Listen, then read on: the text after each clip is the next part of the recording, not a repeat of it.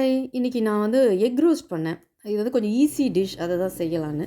Okay, ஒரு 4 முட்டை பாதி பாதியா கட் பண்ணி வச்சுருக்கேன். கொஞ்சம் கடுகு, சீரகம், இஞ்சி பூண்டு பேஸ்ட், மஞ்சள் தூள், நல்லெண்ணெய், அதுக்கப்புறம் உப்பு.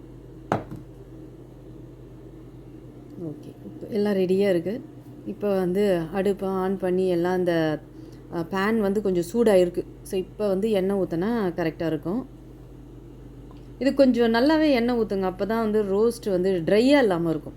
இல்லைன்னா வறண்டு போயிட்டு அந்த முட்டையை மதியானம் இப்போ காலையில் பண்ணுறது இல்லையா, மதியானம் லஞ்சுக்கு சாப்பிடும்போது நல்லா இருக்காது. ஓகே, இப்போ கொஞ்சம் எண்ணெய் காஞ்சிடுச்சு. கடுகு சீரகம் போட்டுட்டேன். அடுத்து ஒரு 1/4 டீஸ்பூன் இஞ்சி பூண்டு பேஸ்ட் போட்டால் போதும், ரொம்ப வேண்டாம். 1/4 டீஸ்பூன் போட்டால் இது என்னென்னா வந்து அந்த முட்டையோட பச்சை ஸ்மெல், ஏன்னா வேக வச்ச முட்டை தானே, என்ன தான் மசாலா போட்டாலும் அந்த பச்சை ஸ்மெல் இருக்கும், அது போகிறதுக்காக இஞ்சி பூண்டு பேஸ்ட்டு.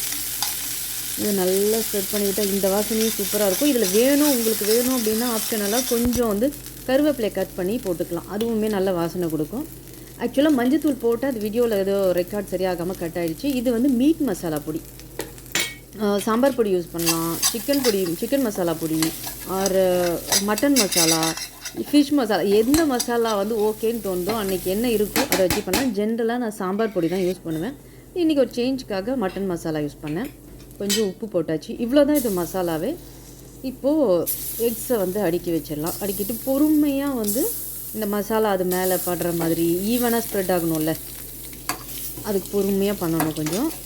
இல்லைன்னா என்னென்னா வந்து இது முட்டை நல்லா வெந்திருக்கு, வந்ததுனால உடையாமல் வந்திருக்கு. இது வேணும்னா இந்த முட்டையை வந்து இந்த ஃபுல் ஆஃபாக இருக்குல்ல, இதை வந்து குட்டி குட்டியாக கூட கட் பண்ணிக்கலாம். வெள்ளைக்கருவை மட்டும் மஞ்சள் கருவை மட்டும் தனியாக வச்சுட்டு வெள்ளைக்கருவை ஒரு 4 துண்டாக கட் பண்ணிட்டா கூட குட்டி குட்டி பீஸாக வரும். நல்லா அந்த மசாலா வந்து ஃபுல்லாகவே ஸ்ப்ரெட் ஆகும். இது வந்து லஞ்சுக்கு வந்து இப்போ கிட்ஸோட லஞ்ச் பாக்ஸ் வச்சுக்கோங்களேன், அதுக்கு எடுத்துகிட்டு போகிறதுக்கு அவங்க ஸ்கூல் காலேஜில் அங்கே போய் சாப்பிட்றதுக்கு கொஞ்சம் ஈஸியாக இருக்கும். இப்போ எண்ணெய் பற்றலான்றதுனால நான் கொஞ்சம் எண்ணெய் விட்டுருக்கேன். இப்போது பொறுமையாக ரோஸ்ட் பண்ண ஆரம்பிக்கலாம். இது சும்மா ஒரு 4 to 5 நிமிஷம் ரோஸ்ட் பண்ணால் போதும். இந்த மசாலா வந்து ஸ்ப்ரெட் ஆகலைன்னா நம்ம எடுத்து எந்த இடத்துல இப்போ அந்த பள்ளமாக இருக்குல்ல முட்டை வெள்ளைக்கருவில் அதில் போடுறது, இல்லை பரவாத இடத்துல. இப்போ மஞ்சள்லாம் வந்து எப்படின்னா நல்லா மசாலா போட்டால் தான் மஞ்சள் வந்து சாப்பிட்றதுக்கு நல்லாயிருக்கும். ஏன்னா இப்போ என் பொண்ணுலாம் வந்து மஞ்சள் கருவை வந்து ஸ்கிப் பண்ணுவா. அப்போ இந்த மசாலா போட்டு கொடுத்தா தான் ஏதோ ஒரு 1/2 பீஸு இல்லை 1 பீஸாவது சாப்பிட்றதுக்கு அவங்களுக்கு தோணுது. இது பொறுமையாக ரோஸ்ட் பண்ணுங்கள்.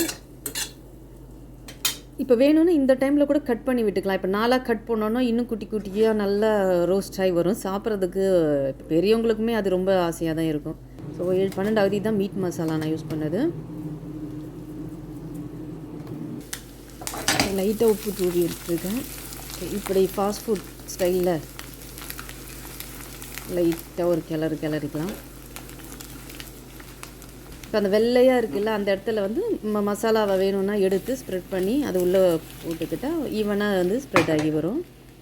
இது மாதிரி ஒரு 4 to 5 நிமிஷம் அவ்வளோதான், அது போதும். அதுக்கப்புறமா நம்ம வந்து இதை ரெடி பண்ணிவிட்டு எடுத்து வச்சோன்னா இப்போ இந்த மாதிரி இந்த நுர மாதிரி வர மாதிரி இருக்குல்ல, அப்படிலாம் இருக்காது. கரெக்டாக இப்போ நான் அந்த இனிஷியலாக ஒரு ஃபோட்டோ வந்ததில்ல, அதே மாதிரியே வந்து ரோஸ்ட் ஆகி பர்ஃபெக்டாக வரும். ஓகே, இப்போ egg roast ready. Enjoy. Thanks for வாட்சிங். பாய்.